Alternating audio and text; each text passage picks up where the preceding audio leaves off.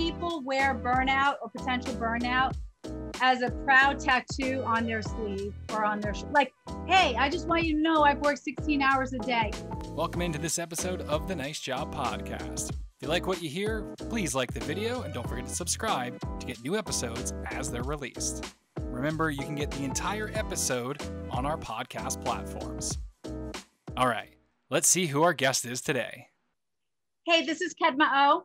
I am so excited about sharing the top 2 things you need to know to level up your life and give you back more energy. I can't wait to share.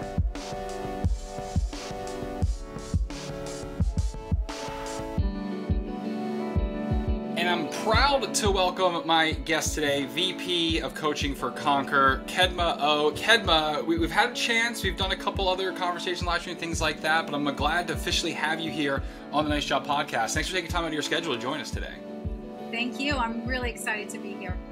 And before we hit the record on this session, we talked a little bit about, the topic we're going to discuss today and really dive into it. And I almost used the phrasing of, we have so many business topics. It's nice to kind of go, but we're not actually doing that. We're staying well within something that's going to be imperative for your business.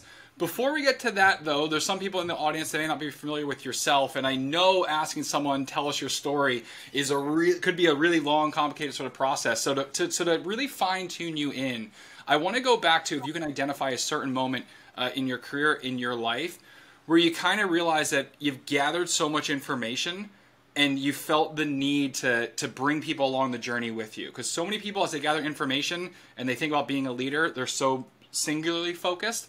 But I know you and others of your ilk, it's not so much how great can I do, it's how can I help others, how can I go forward. Is there a particular time of your life, is there a particular moment that you can identify of like, you know what, and it could be, hey, I came right out and I asked the nurse, what could I do for her? What was that moment? When did you kind of know, like, you know what, my journey, my purpose right now is to help others along with me?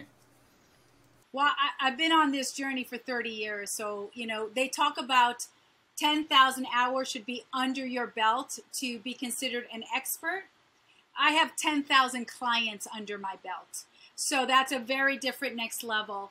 I would say the moment I decided I had to level up was actually in the lowest moment of my life was when I filed bankruptcy. Because what that gift gave me was the understanding on how to study the true financial landscape that we're playing in, every one of us, and how to reverse engineer so that money was working for us and not against us. And once I cracked that code, and I went from a credit score of 420 to 820, I said, I can't be the only person going through this. And because I know how to do it, I want to make sure everyone else wins. It is not exciting to be the only person on top of the mountain. You want to share it with other people. I would say that was a very pivotal moment. And then that's how I got my book deal, because I proved over and over again that the plan works. So I would say, Sean, that's probably that moment. Once I figured out the game, I was like, okay, I want to tell everyone else the secret sauce. And it's definitely a unique story in its own way. While there might be some, familiar elements of the old Disney thing of you're down, then you're up. But what I'm interested to see as you kind of went through that journey and now continuing on, with some of the next chapters and things like that, do you see a need for struggle or failure? Because there's some people that have gone through that and they're like, it really galvanized me, it really helped me. But there's other people that go, you know what, I don't want anyone to ever have to deal with that, and here's ways to kind of prevent it. But also, especially we've seen over the past 2 years or so, life's always going to keep throwing curveballs. Life's going to kind of have twists and turns. How, it's kind of a hard question to answer particularly, but I'm interested in your take on it, is how important or how necessary is some failure or to get hit in the mouth or to step back, or is there a way to really get ahead of it and make sure that you're constantly moving forward? I would say the answer depends on how you learn. My journey, if you look at my back origin story, is very hard. When I speak on stage, one of the comments I get, Sean, before I step on stage is people inherently already brand me as either something gimmicky or some kind of egomaniac because I'm wearing a cape. because I wear all my capes are on stage. They're all my uniform. And when I go into my story and I talk about how I had to go into hiding for 5 years and how I had to escape a violent, life-threatening environment, all of a sudden, anything that they thought about has gone away. The lessons that have been bestowed onto my world are very strong lessons that are so deep, and that's why I'm able to show up in the world the way I am. However, my wonderful spouse Cameron has not had these, Disney or out of the box like movie kind of things. When I first dated him, I said to him, can you share any trauma you've had in your life? And Sean, I swear to God, he looks at me with his blue eyes and he's like, well, my dad had knee surgery when I was young and it really affected me. Now, who am I to say that that wasn't impactful? Who am I to say that that's not a lesson that changed his life? Who am I to say that that lesson isn't equal to mine? It's just that we're on a different journey. So the question you asked is, do you need to go and crawl through the mud and get dirt all over to learn your lesson? It depends. It depends. I'm a recovering alcoholic, sober 30 years. You know how many people I know that have had to over and over and over again learn hard lessons till they realized, oh my God, I better go through sobriety. You know how long it took me? One time in the hospital. Oh boy, sobriety is where I need to be. So what I do want to leave, and then I'll throw it back to you, the number one thing that you have to understand in all the messaging is, do you have the ability to have resilience? Do you have the ability to have flexibility? If you have flexibility and resilience, whatever is thrown your way, you will manage. If you can't discipline and master resilience, and you can't discipline and master flexibility, you will be constantly in a state of victimhood. And I think a big pillar of that in kind of avoiding victimhood is having a respect and identification kind of yourself. I did see recently you posted out something, and I didn't like it at the time, and when I went back to go find it, I want to make sure I did it there, but you kind of said, would you treat loved ones the way you're treating yourself? And you put underneath that, it's like, would you force a loved one to work long hours? Would you force a loved one to not have nutrition, right? To eat unhealthy foods? Like, would you deprive them of nutrition? Would you not help them with exercise? And my takeaway from that, which I hope was kind of correct, is like, you know what? There's sometimes that when you're in that grind, don't stop mode, and you're fighting along, you start treating yourself in a way that you would never even consider doing with your loved ones. And that one kind of brings into our general topic today of, a lot of elements that are going to make you successful. Perhaps someone that might be the most overlooked is kind of your body, is kind of your well-being, and of course the balance of it all, right? And then you get those three, you put the 4B on business, and you're kind of rolling from there. Let's kind of start just with the body, if we could. Myself, I had my own little weight loss journey, my own little struggles and battles and things like that. And for me, it was about kind of getting back into routine, because once I got over the mental pressure of, hey, I'm going to go to the gym and maybe not look like the movie star lifting it, and once I got into like, hey, doing work and it might not feel that great is better than not doing work, right? So getting a workout in is better than kind of sitting around. The body is a huge, crucial part of it. It's often overlooked. If someone's going like, all right, well, I don't even know where to start, like I'm always kind of focused on the deal. Where would you direct them to? What should they be looking for to either identify? Is it just about building routines? Is it about maybe making slow changes opposed to big changes? Where do we start when it comes to the body? So let's first bring it in, and let's be clear. Every single person listening and watching has built a routine. Their routine could be Doritos and a couch. Mm-hmm. That is the routine. And they, it sounds pretty comical, but really what they're saying to me is, hey, Kedma, why don't you join me in my routine? Every day between the hours of 6 to 8, I watch my favorite show, I eat Doritos, and I hang out on the couch, and that's my habit and routine. Now, nobody is going to be crazy enough to probably promote that. However, what we're doing is we're trying to make sure that you are purposely aware of the time you're spending and asking you, are you willing to reshift that time? Because half the time, more than half the time, 80% of the time when I'm working with clients, they will tell me, I don't have any time.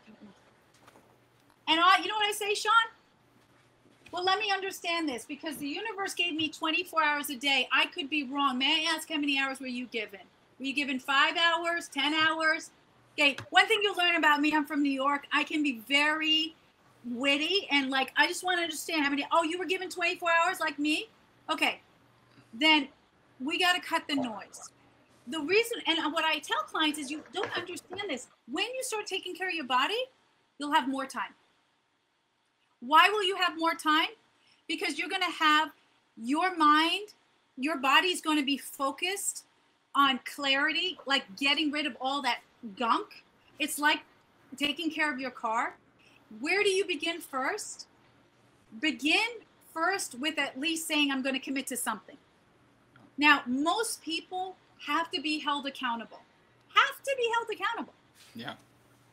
So, Sean, anybody who knows me, in fact, if you've been on my Facebook, you'll know, I go to my 24-hour fitness. I mean, at least once a month, I will film that nobody is there but me. I don't understand this. They got thousands of members. Why is it that there's like me downstairs in the bike area and nobody's there? So I would say, first, make a decision of what you can do.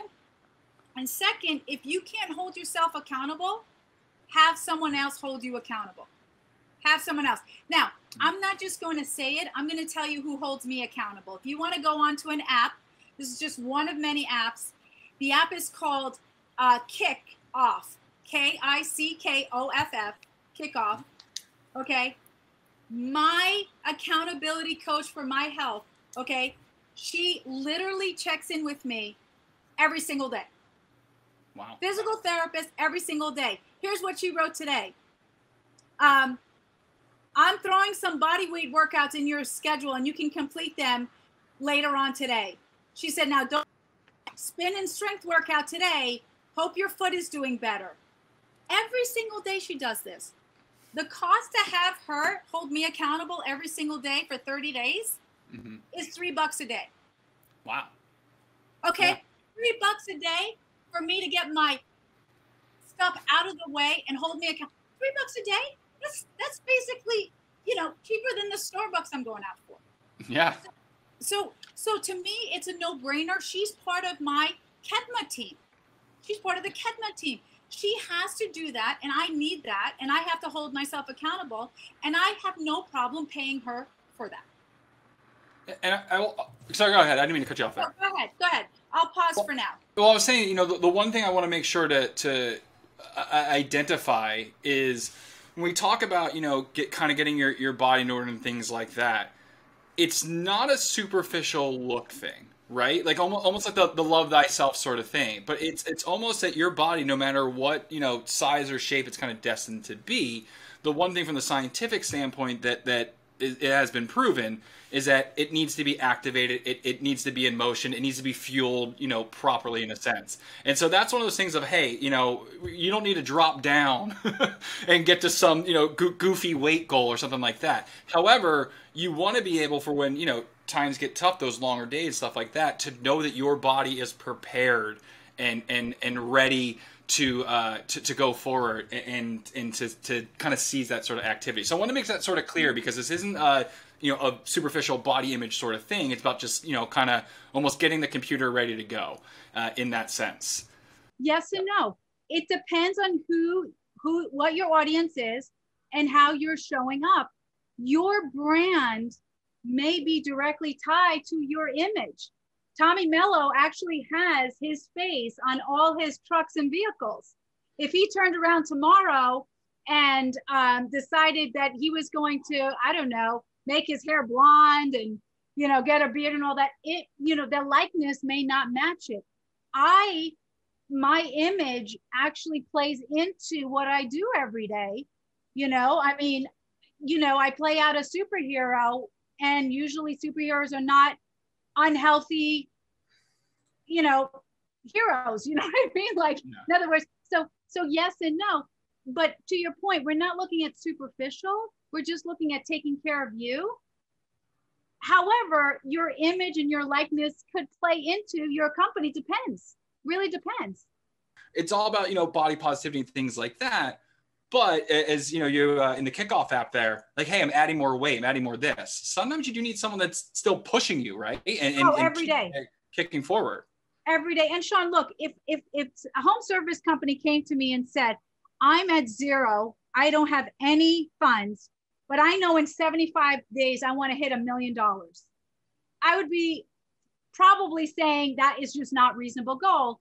And yet when we put our mindset into health, we're like, oh, we're going to do 75 hard. I don't know if you know what 75 hard is. Yeah. So I'm going to say, wait a minute, you've not been taking care of yourself. You've not been going out, but now you're going to go into 75 hard. It's not that you can't do it, but you're going to shock your body. Or I'm going to just do a complete keto.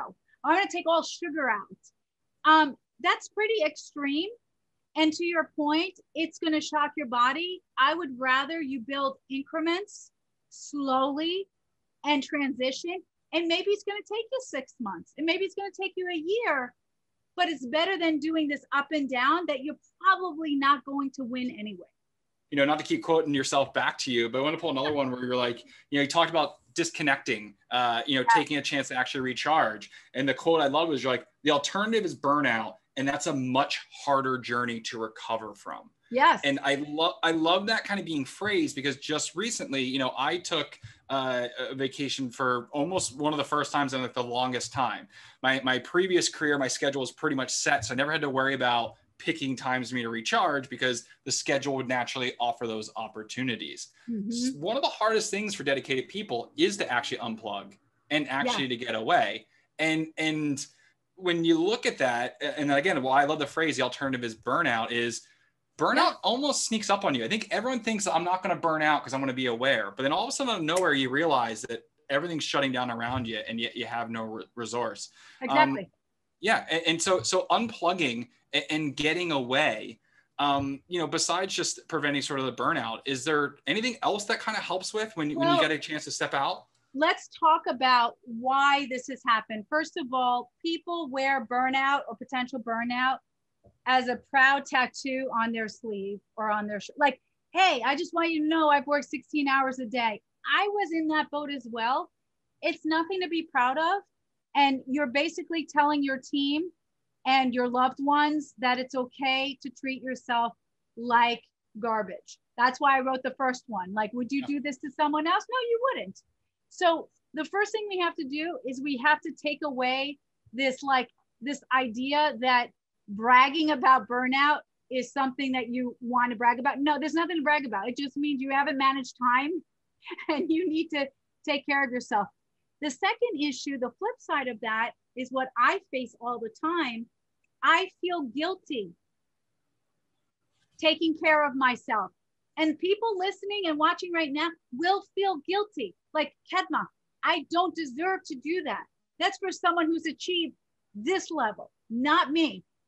I don't have time. I can't go and do that while my team is actually working. There's this entire guilt that takes over, and we are fighting with each other inside of our head like a civil war. And then when we finally have to go because our spouse forces us, or our girlfriend forces us, or our boyfriend forces us, guess what? We're still working. Yeah. We're still working while we're on vacation. We're sneaking in that one email. Does anybody know this? We're making that one phone call. And then what's happening is we're not present. We're not present. So we may have to switch the conversation. Instead of I need to go on vacation, it needs to be I need to be present. I like that. I need to be present. And your kids and your family, they'll know if everybody knows if you're present. Mm-hmm. right? And that's a much harder place to be. So if it was this easy, Sean, we wouldn't have people who are burnt out. There are more people that are leaving companies than ever before and not wanting to come back because they're tired of the race and they want a different experience. This is leading to that and showing you that that experience no longer works, and selling that as a popularity contest is not going to work anymore. That guilt thing, I think, is something that comes up a lot because of the neurotypical way of presenting it. Of like, well, bear down or tell yourself. And there's a lot of, brains out there, myself being, at ADHD, telling myself to do something isn't actually a tactic that works. And what I mean by that is that a lot of times, there's the two sides kind of bowing through and kind of going forth. And there's tactics that I've taken over time to kind of figure it out. Removing guilt, I feel, is probably would be my almost like first step in a sense. Mm-hmm. Is there another way you think we kind of sell that message? I think it's so important to do that, but I also make sure I don't fall into those neurotypical traps of, just tell yourself or big deep. Like, is there a structure? Is another system? Is there a way almost to corral around it? Yeah, go ahead. Everything we're talking about is actually a system. We're trying to build the right machine for your mind, for your body, for your being. So the first thing we want to do is, we're so good as a society of giving gratitude to everyone around. Sean, I'm grateful for what you're doing. Kid, I'm grateful for what you're doing. Hey, team members, I'm grateful for what you're doing. But do we ever say that to ourselves? Yeah. Hey, Kedma, I'm grateful that you are putting in, or you have put in all that time, and you deserve to take time and be treated. It's like working a job for 20 years and not getting a positive evaluation. Mm-hmm. That's what you're doing to yourself. You never pass through the positive evaluation and say, hey, you know what, Sean, I'm going to give myself that. So one of the things we have to do is get clear. And I tell people every day, maybe write 3 things you have gratitude for. One of those 3 things has to do with you. You have to give gratitude to yourself, right? Oh, wow. You have to nourish yourself. If you don't nourish yourself, you are literally walking around this earth like a starved human. You may have food in you, but you're starved here. You're starved. And then all you can do once you're starved is you are like grazing like a zombie and just trying to deplete other people. It's just a bad way to go. So how do we do this? First, we have to be aware, but awareness is not enough. You have to be aware. You have to admit you're not doing it right. And people say, well, I'm just going to keep doing it the way I'm doing it. And you know what I always say? How's that working for you? Yeah. How's that working for you, Sean? Because I'll tell you what I'm doing. I'm traveling and I'm working. Now, some people can't do that, but I make the time. People say, I don't have time. I go, well, they say, Kedma, what do you do with that? I go, oh, it's simple. I'm going to give you the #1 secret on how I make sure I have time. If I tell you the secret, you have to do it. And everybody says, okay, I'll do it. You're going to get your calendar and you're just going to schedule it. Mm-hmm. Once you schedule it, it's on the calendar, done. Everything else has to work around that. Everything else has to work around that. So what I'm teaching and sharing is not something that's easy to do, but if you don't do it, you are going to not be at 100% for yourself or for everyone else. You just won't be. Kedma, there's so much deeper we could dive into this topic. And so I want to make sure that our podcast is always, easily digestible. I guess a little diet pun there. But if someone wants to touch base with you, kind of either learn more about what you're doing, where should we direct them towards? And also, I'll tell the audience right now, as I have a feeling, Kedma, I'll be reaching out to you for a little bit of part 2 of this one as well. But for now, for this episode in particular, if someone's either interested in learning more about you or even connecting with you, where should we direct them towards? Definitely Conquer. So just agsconquer.com. Definitely LinkedIn. I do a lot on LinkedIn. What I want the audience to take away as part 1, if we have a part 2, is people know themselves better than they tell us. Okay. It's just that we're telling them the truth. It's like, what do we really know? What I want them to just do is maybe one thing they can do different. So I want to leave the group with this. There are 4 areas I focus on: body, and one of my coaches told me, and I love it: body, being, balance in business. Most of us, Sean, lead with business, then we lead with balance, then being, and then body. We may want to reverse that and maybe start with body first. Kedma, thank you once again so much for joining us here on the Nice Job Podcast, and we'll be talking soon. Thank you. Thanks so much for checking out the video. Remember, you can listen to the full episode of our podcast on Spotify, iTunes, Buzzsprout, or wherever you get your podcasts. Here on YouTube, I want to invite you to subscribe by clicking right there, or you can check out 2 other videos. One, our most recent podcast, and the other to learn a little bit more about NiceJob.